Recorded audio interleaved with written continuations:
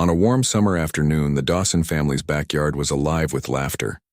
Laura, an 8-year-old girl with boundless energy, ran across the grass, her blonde hair bouncing behind her as she chased after a red frisbee. Her father, Daniel, stood a few feet away, grinning as he watched her sprint toward him. He wore a simple t-shirt and jeans, his sleeves rolled up against the heat of the day. "Got it!" Laura shouted triumphantly, catching the frisbee midair, before spinning around to throw it back. Daniel reached out, pretending to fumble the catch just to make her giggle. The sound of her laughter filled the air, blending with the distant chirping of birds and the rustling of leaves in the gentle breeze.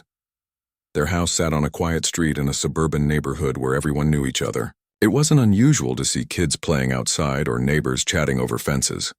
But today, the Dawson yard felt especially serene, almost magical. The golden light of the late afternoon bathed everything in a warm glow, making the green grass look even brighter and the flowers along the edge of the garden more vibrant. Daniel loved these moments with Laura.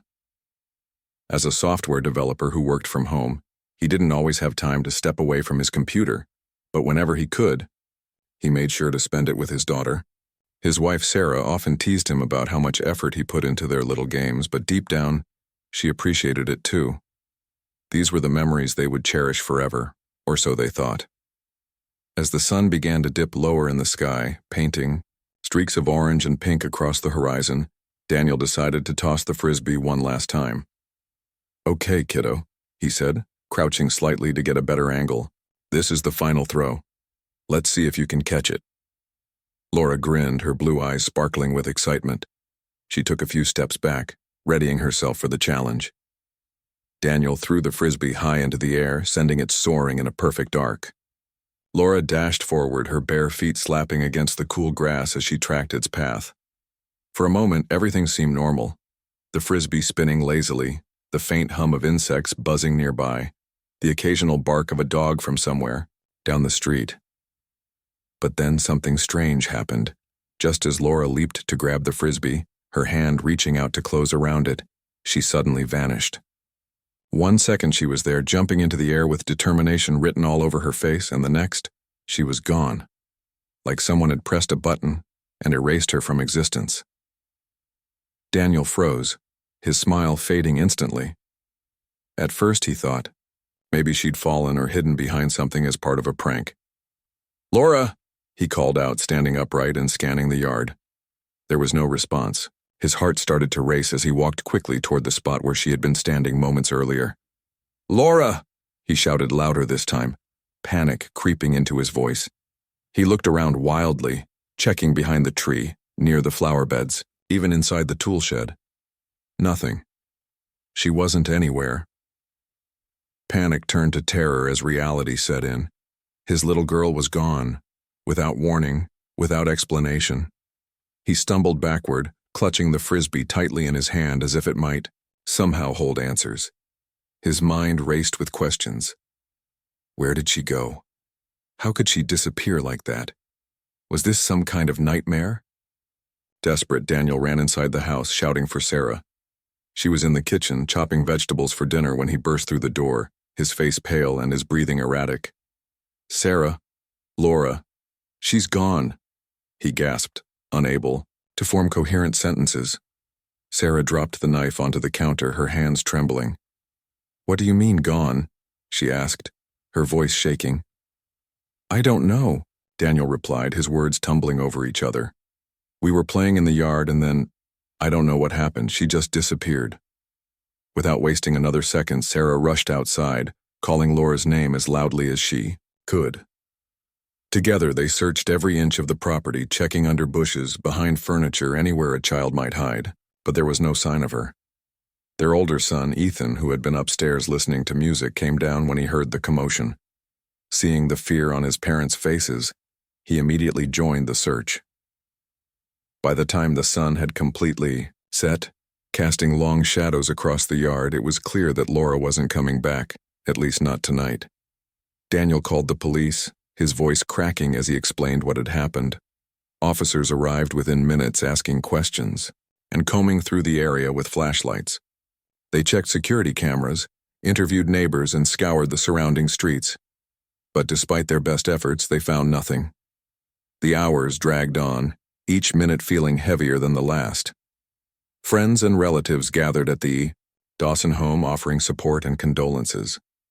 Some brought food, others tried to comfort Sarah, whose tears flowed endlessly. Daniel paced back and forth, unable to sit still, replaying the events of the afternoon in his mind over and over again. What had he missed?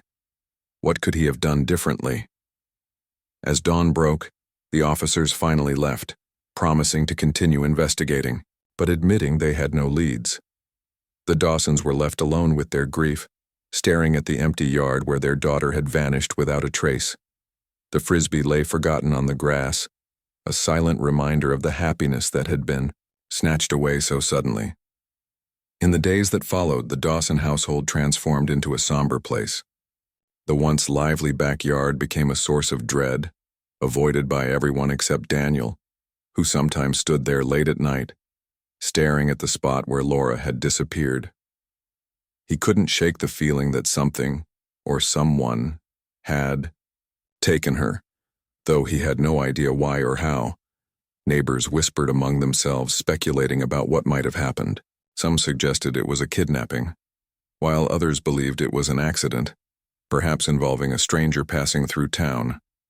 A few even dared to entertain wild theories about aliens or supernatural forces, though no one said such things aloud to the Dawsons. For Sarah, the pain was unbearable. She spent most of her time. 8 years passed since that fateful summer afternoon when Laura disappeared. Life had changed drastically for the Dawson family. The once vibrant home now felt like a shadow of its former self. The laughter that used to echo through the halls was replaced by silence, broken only by the occasional creak of floorboards or the hum of appliances. Sarah, now in her mid-40s, looked older than her years. Her hair, once neatly styled, often hung loose and unkempt. She spent most of her days lost in thought, replaying the events of that day in her mind. Every detail, the sound of Laura's laughter, the way she ran after the frisbee, the panic in Daniel's voice when he called for help, was etched into her memory. It haunted her dreams and woke her up in cold sweats during the night. Daniel, too, carried the weight of guilt heavily on his shoulders. He blamed himself for not keeping a closer eye on Laura. "If only I hadn't thrown the frisbee so far," he would mutter under his breath late at night when no one else was around. His work as a software developer suffered because of it. Deadlines were missed, projects delayed, and his clients grew frustrated. Eventually, he stopped taking new assignments altogether, retreating further into himself. Ethan, their 16-year-old son, bore the burden of growing up faster than he should have. At just 8 years old when his sister vanished, he remembered Laura vividly, a bubbly, energetic girl who always made him laugh. But over time, her absence created a void in the family that nothing could fill. Ethan tried to stay strong for his parents, but inside he struggled with anger and confusion. Why did this happen to them? Why couldn't anyone find her? The backyard where Laura had vanished became a forbidden place. No one dared to step foot there anymore. Weeds grew unchecked, swallowing the flower beds and choking the grass. The white picket fence sagged in places, paint peeling off in long strips. Even the tool shed, once a hub of activity, stood abandoned, its door hanging loosely on rusty hinges. The yard became a symbol of everything they had lost, a constant reminder of the unanswered questions that lingered in their lives. Neighbors still whispered about the case, though less frequently now. Some moved away, unable to bear the sadness that seemed to seep from the Dawson house. Others avoided eye contact when passing by, unsure of what to say. Over the years, several detectives had revisited the investigation, hoping fresh eyes might uncover something new. But each time they left empty-handed. There were no leads, no suspects, and no explanations. The case remained unsolved, gathering dust in police archives. Despite the pain, life went on, or at least an imitation of it did. Sarah tried to keep the household running, cooking meals and doing laundry even though her heart wasn't in it. On weekends, she forced herself to clean the house, scrubbing floors and dusting shelves until her hands ached. Anything to distract herself from the emptiness. Daniel spent hours online researching missing persons cases and joining forums dedicated to families dealing with similar tragedies. He hoped to find someone who understood what they were going through, someone who might offer advice or comfort. But more often than not, these interactions left him feeling worse. Stories of other children who vanished without a trace only deepened his despair. Ethan threw himself into schoolwork and video games, using them as an escape from reality. His grades improved, earning praise from teachers, but he rarely smiled. Friends invited him to hang out, but he declined, preferring solitude to awkward conversations about how he was holding up. Sometimes, late at night, he stared at old photos of Laura, wondering if she ever thought about them wherever she was. One evening, Sarah sat on the couch clutching a mug of tea that had long gone cold. Daniel stood by the window, gazing out into the darkness of the backyard. Neither spoke. Words felt unnecessary after so many years of shared grief. The TV played softly in the background, but neither paid attention to it. Instead, they listened to the ticking of the clock, marking another day without answers. In moments like these, Sarah allowed herself to imagine what life might have been like if Laura were still here. Would she be playing sports, excelling in school, making friends? Or would she be sitting beside Ethan, teasing him about his gaming habits? These thoughts brought both comfort and pain, a bittersweet reminder of the daughter she had lost. Ethan walked into the room, holding a textbook in one hand. He glanced at his parents briefly before settling into a chair across from them. For a moment, none of them said anything. Then Ethan cleared his throat. "Mom, Dad," he began hesitantly. "Do you think we'll ever know what happened to Laura?" The question hung in the air, heavy and unspoken for years. Sarah set down her mug and looked at her son, tears welling up in her eyes. "I don't know, sweetheart," she admitted softly, "but I hope so." Daniel turned away from the window, his expression unreadable. "We can't give up," he said firmly, though his voice betrayed his weariness. "There has to be something out there, some clue we're missing." Ethan nodded silently, opening his textbook and pretending to study. But his mind wandered, drifting back to memories of Laura. He wondered if she was scared wherever she was. Did she miss them? Did she even remember them? As the night wore on, the Dawson family retreated to their separate corners of the house. Sarah climbed into bed, staring at the ceiling until sleep finally claimed her. Daniel stayed by the window a little longer, watching the moonlight filter through the trees in the backyard. Ethan lay awake in his room, headphones on, listening to music to drown out the silence. Outside, the wind rustled through the overgrown grass, carrying whispers of secrets buried deep within the earth. Unbeknownst to the Dawsons, the answers they sought were closer than they realized, waiting patiently beneath layers of time and neglect. It was a quiet evening when Sarah decided to tend to the flowers near the edge of the backyard. She hadn't stepped foot in that part of the yard in years, but something compelled her to go outside that day. Maybe it was the unusually warm breeze, or the way the golden light of the setting sun bathed the house in a nostalgic glow. Whatever it was, she couldn't ignore the pull any longer. Wearing old jeans and a faded t-shirt, Sarah grabbed a small gardening trowel from the garage and headed out. The air smelled of damp earth and wildflowers, though most of the plants had grown untamed after years of neglect. As she knelt down near the flower bed, she noticed something odd, a patch of ground that seemed different from the rest. The soil there looked freshly disturbed, as if someone or something had recently dug it up and hastily covered it again. Curious, Sarah began digging carefully, brushing away clumps of dirt with her fingers. At first she thought it might be a rock or some forgotten toy left behind by Ethan or Laura, but as more of the object came into view, she realized it wasn't anything ordinary. It was smooth and metallic, glowing faintly in the fading sunlight. Its surface shimmered like liquid silver, and strange markings etched into it caught her eye.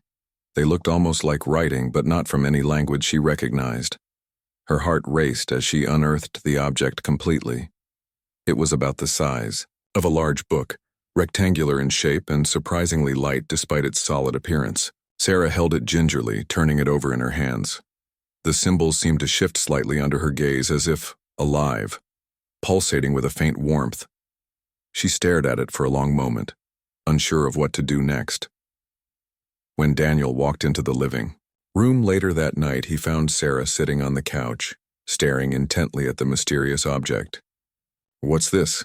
he asked, his voice tinged with curiosity and concern. "I found it in the yard," Sarah replied, her tone steady but filled with unease. "It was buried near the flower bed." Daniel sat beside her, examining the artifact closely. His brow furrowed as he traced the glowing symbols with his fingertips. "This doesn't look normal," he said slowly. "Where exactly did you find it?" "Right near the edge of the yard," Sarah explained. "It felt like it was calling to me, Daniel. I don't know how else to describe it." The couple exchanged worried glances. Neither of them could explain the presence of such an object in their backyard. Was it connected to Laura's disappearance? Or was it just some random piece of junk that had been tossed there by accident? Ethan wandered into the room, drawn by the sound of their voices. He stopped short when he saw the artifact. "What's that?" he asked, his teenage skepticism giving way to genuine interest. "We're not sure," Daniel admitted. "Your mom found it outside. It's unusual." Ethan leaned closer, squinting at the glowing symbols. "It looks like something from a sci-fi movie," he remarked. "Do you think aliens made it?" Sarah chuckled nervously. "Let's not jump to conclusions," but deep down all three of them knew they were thinking the same thing. This object didn't belong here, and given everything that had happened in their lives, it was hard not to wonder if it was somehow linked to Laura's vanishing.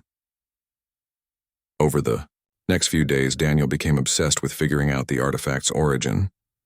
He scoured the internet for information, searching forums dedicated to UFO sightings and paranormal phenomena. He posted pictures of the object online, hoping someone might recognize it.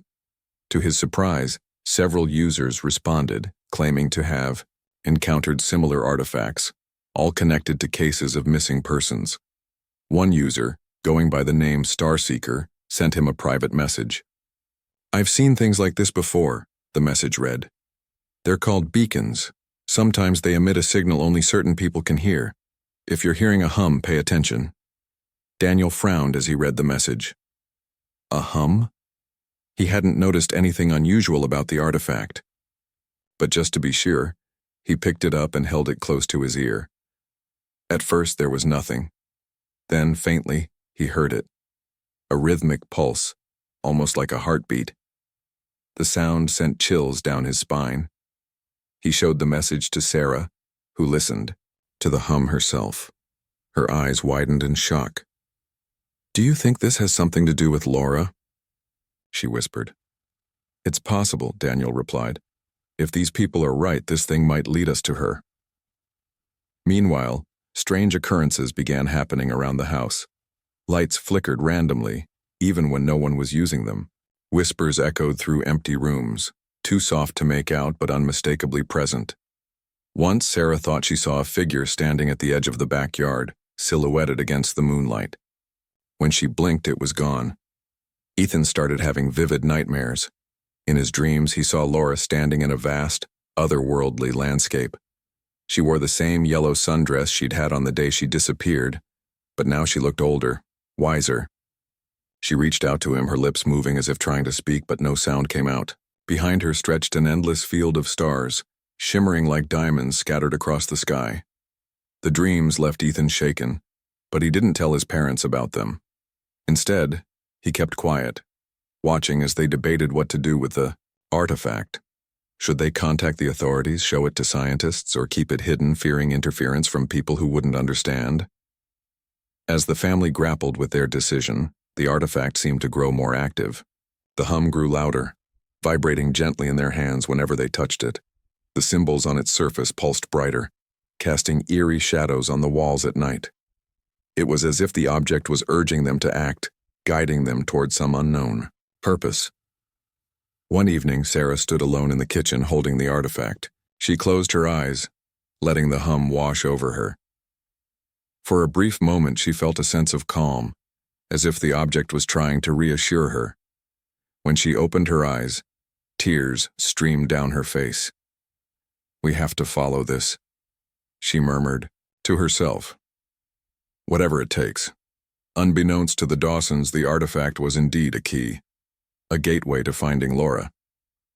But unlocking its secrets would require courage, sacrifice, and a leap into the unknown.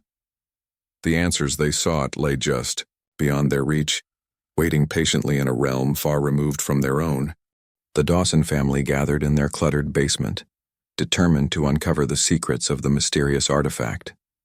Over the past few days, they had decided that waiting for answers was no longer an option. If this object truly held a connection to Laura, they needed to act quickly. With Daniel leading the effort, they transformed the basement into a makeshift laboratory, piecing together tools and gadgets from old electronics and spare parts. Daniel worked tirelessly, his hands moving deftly as he connected wires and adjusted dials on a homemade device designed to amplify the artifact's signal.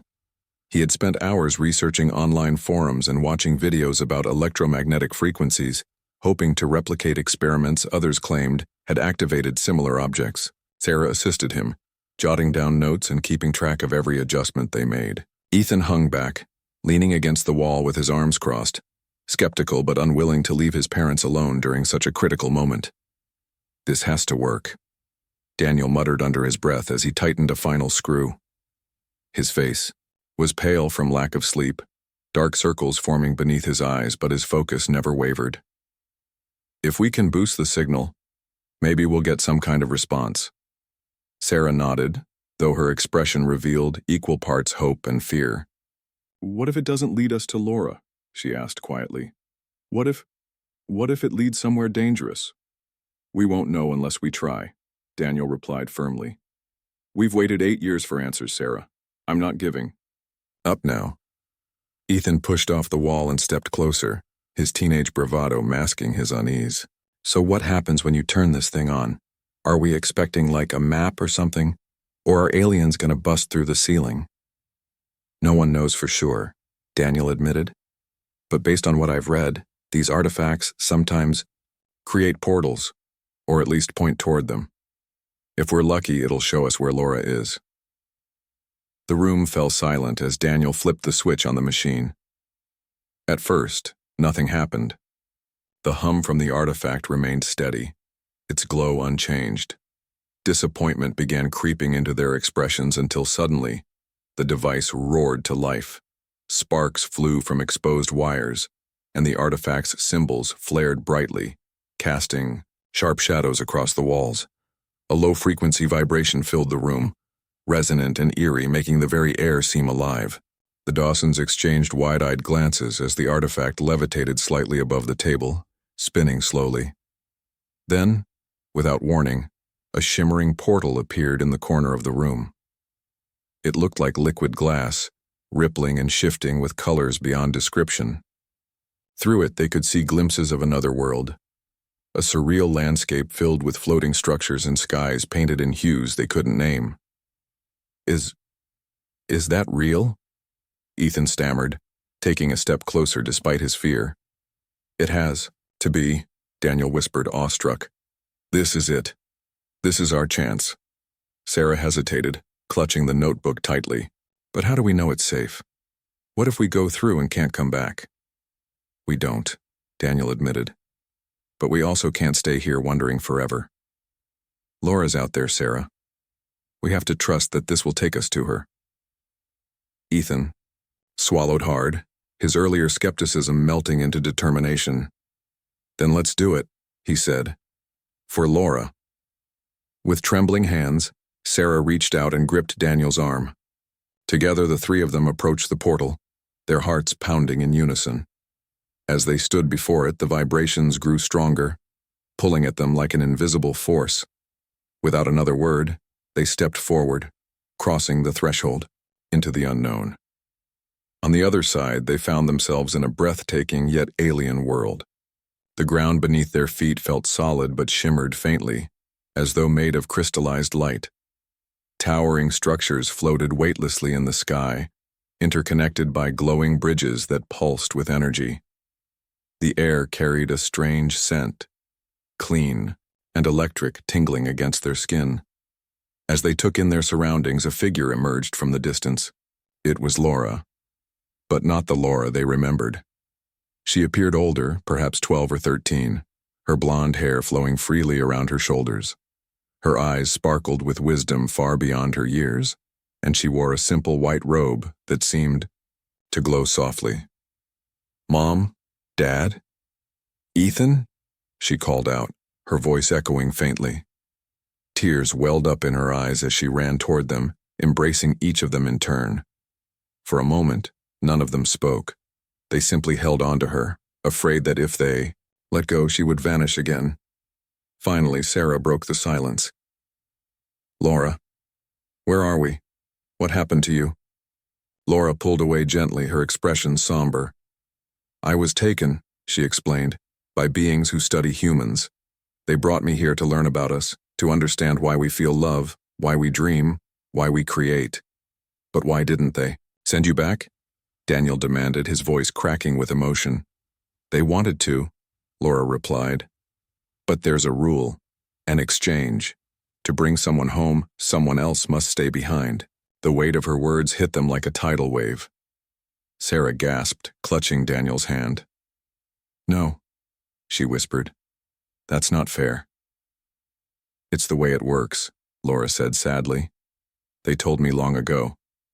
I didn't want to believe it either." Ethan stepped forward, his jaw set. "Then I'll stay," he declared. "You're the mom. You're the dad. You guys need each other more than me." "No," Sarah cried, shaking her head. "Absolutely not.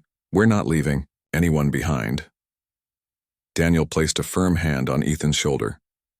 "Son, we appreciate your bravery, but this isn't your burden to bear." He turned to Sarah, his eyes filled with resolve. "I'll stay." "Daniel." Sarah started to protest, but he silenced her with a look. "I've lived my life," he said softly. "You and Ethan still have so much ahead of you. Besides, I owe it to Laura. I let her down once. I won't do it again." Tears streamed down Sarah's face as she realized he was right. Reluctantly, she nodded, pulling him into a tight embrace. "I love you," she whispered. "Don't ever forget that." "I love you too," Daniel replied, his voice thick with emotion. "Take care of them, okay?" With heavy hearts, the family prepared to say goodbye. Laura hugged her father tightly, promising to visit whenever she could. Ethan clapped him on the back, trying to hide his tears. When the time came, Daniel stepped aside, allowing Sarah, Ethan, and Laura to walk back through the portal. As the shimmering gateway closed behind them, Daniel stood alone in the alien world, gazing at the stars. Though separated from his family, he felt a sense of peace, knowing he had finally redeemed himself. Somewhere far away, his loved ones returned to their world, forever changed by their journey and the sacrifice that made it possible.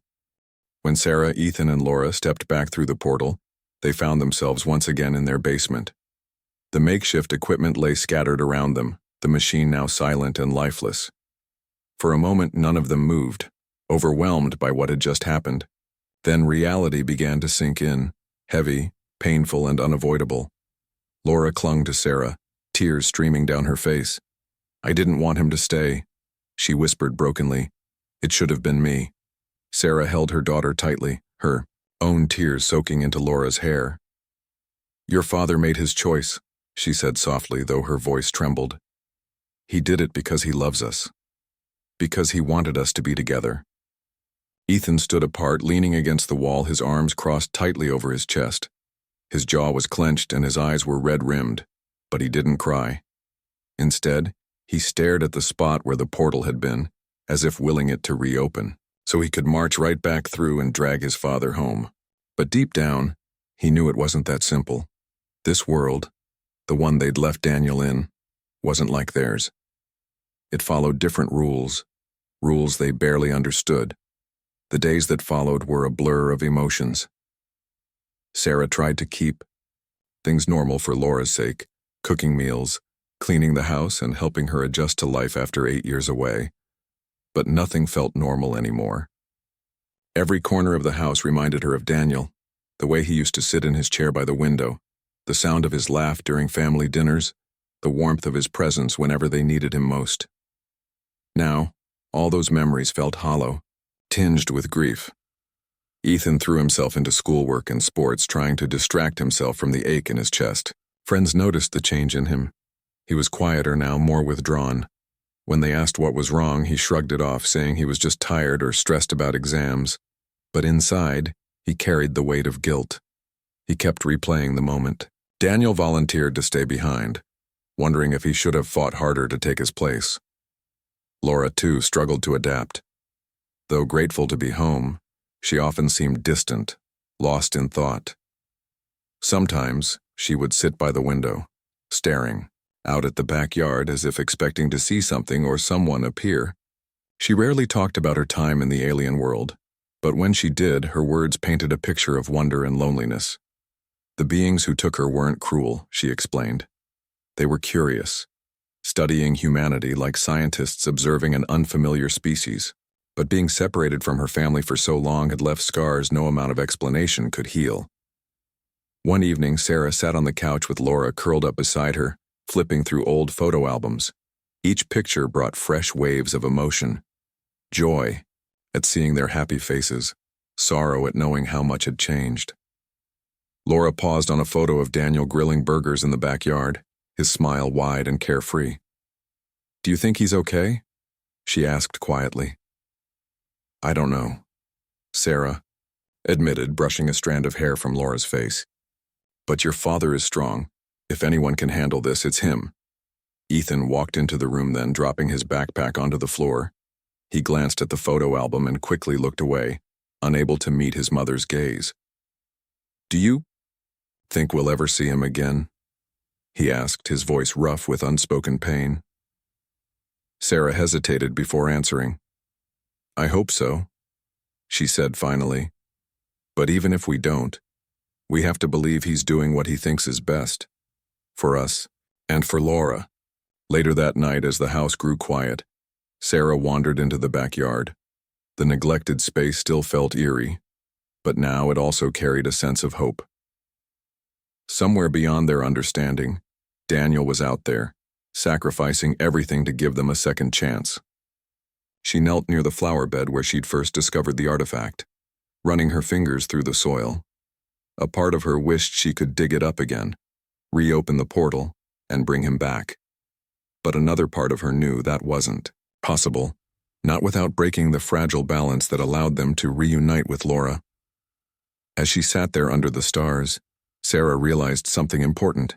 Grief wouldn't disappear overnight. The questions might never fully be answered. But they had each other, and that was enough to start rebuilding their lives. Together, they could honor Daniel's sacrifice, not by dwelling on loss, but by finding joy in the moments they shared. Inside the alien world, Daniel adjusted to his new reality. The beings who studied humanity welcomed him cautiously, intrigued by his decision to stay. At first, he felt isolated, missing the warmth of his family and the familiarity of Earth. But slowly he began to understand their purpose. These creatures weren't villains, they were explorers seeking knowledge about love, connection, and the bonds that held families together. By staying, Daniel became part of their mission, sharing stories of his life and learning about theirs. In return, though separated by unimaginable distances, the Dawson family remained connected by love. And somewhere, deep within the fabric of the universe, Daniel continued to watch over them, hoping they would find happiness despite the sacrifices made along the way. Months passed since the day they returned from the alien world. Life moved forward, though it was never quite the same. The Dawson family worked hard to rebuild what had been broken, finding strength in each other and cherishing the moments they shared. They couldn't forget Daniel, nor did they want to. His sacrifice became a part of their story, a reminder of how far they'd come, and the lengths one person would go to for the people he loved. Sarah took charge of restoring the backyard, transforming it from a place of neglect into a vibrant sanctuary. She planted new flowers along the edges, mowed the overgrown grass, and repainted the chipped picket fence. It wasn't just about making the space look nice. It was her way of honoring Daniel. Every time she pulled a weed or watered a flower, she felt closer to him, imagining how proud he'd be to see the yard looking so alive again. Laura adjusted to life on Earth more quickly than anyone expected. At first, she struggled with school and friendships, feeling out of sync after spending 8 years in an alien realm. But with Sarah's guidance and Ethan's occasional teasing, she began to find her footing. She rediscovered joys she hadn't experienced since childhood, riding bikes, playing board games, and even baking cookies with her mom. Though she missed the beings who raised her during her absence, she found comfort in being surrounded by family once more. Ethan, too, changed in subtle ways.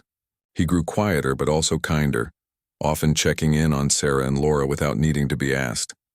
His anger softened, replaced by a deeper understanding of loss and responsibility. On weekends, he helped Sarah with yard work or played catch, with Laura laughing as she stumbled trying to throw the frisbee straight. These small acts of connection brought him peace, reminding him that even though Daniel was gone, his love still bound them together. One evening, as the sun dipped low in the sky, Sarah sat on the wooden bench she'd placed near the flower beds. She watched Laura and Ethan toss a frisbee back and forth, their laughter filling the air. For the first time in years, the backyard felt like a happy place again. The memories of pain and loss were still there, lurking beneath the surface, but they no longer overshadowed everything else. As she gazed at her children, Sarah thought about Daniel. She wondered what he was doing in the alien world, whether he was safe, whether he ever regretted staying behind. She imagined him standing under strange skies, watching stars that weren't his own, thinking of them just as they thought of him. Though they couldn't see him, she believed he was still with them, not physically, but in spirit. Every smile, every laugh, every moment of joy carried a piece of him. Later that night, after Laura and Ethan went inside, Sarah stayed outside a little longer. She leaned back on the bench, closing her eyes as the cool breeze brushed against her face. The sound of crickets chirping filled the silence, and for the first time in a long while, she felt at peace. She whispered softly into the darkness, "Thank you, Daniel. We'll keep going. For you." Meanwhile, in the alien world, Daniel stood atop a floating platform, gazing at the shimmering expanse of stars. The beings around him had grown accustomed to his presence, treating him not as a prisoner but as a guest. They listened intently when he spoke about humanity, the beauty of everyday life, the complexity of emotions, the unbreakable bonds between families. Through their questions, he gained a new perspective on his own existence, realizing how much he had taken for granted before. Though he missed Sarah, Ethan, and Laura deeply, Daniel knew he had made the right choice. Their voices echoed in his mind whenever loneliness threatened to overwhelm him. Their laughter, their stories, their love. He often dreamed of them, seeing glimpses of their lives through fleeting visions. In those dreams, he saw Sarah tending to the flowers, Laura running across the yard, and Ethan teaching her how to throw a frisbee properly. Each image reassured him that they were okay, that his sacrifice hadn't been in vain. One day, while exploring the alien landscape, Daniel came across a glowing pool of liquid light. When he peered into its depths, he saw something extraordinary, a reflection of his family on Earth. They appeared happy, whole, and surrounded by warmth. Tears welled up in his eyes as he realized this was their gift to him, a way to stay, connected despite the vast distance between them. The beings noticed his reaction and approached him cautiously. One of them, taller and more luminous than the others, communicated silently through gestures and thoughts. "You have given much," it seemed to say. "We honor your sacrifice." Daniel nodded, unable to speak. He didn't need words to express his gratitude. Though he might never return to Earth, he knew his family was thriving because of his decision. That knowledge gave him strength, allowing him to embrace this strange new world as his home. Back on Earth, the Dawsons continued living their lives, carrying Daniel's memory with them wherever they went. Sarah planted a tree in the backyard, dedicating it to him. Laura hung a drawing of their family on the fridge, including Daniel in the picture. Ethan started volunteering at a local shelter, inspired by his father's selflessness. Years later, when Ethan graduated high school, Sarah handed him a letter Daniel had written years ago, tucked away in a drawer. In it, Daniel expressed his pride in his son and urged him to always follow his heart.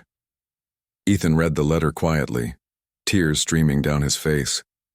He promised himself to live a life worthy of his father's sacrifice, spreading kindness and love wherever he went. Laura grew into a compassionate young woman, often volunteering at community centers and helping others adjust to difficult changes. Her time in the alien world taught her to appreciate the fragility of human connections, and she dedicated her life to nurturing them. Sarah, now older but still strong, spent her days tending to the garden and watching her children flourish. She often visited the bench in the backyard, sitting there for hours as she reflected on the past.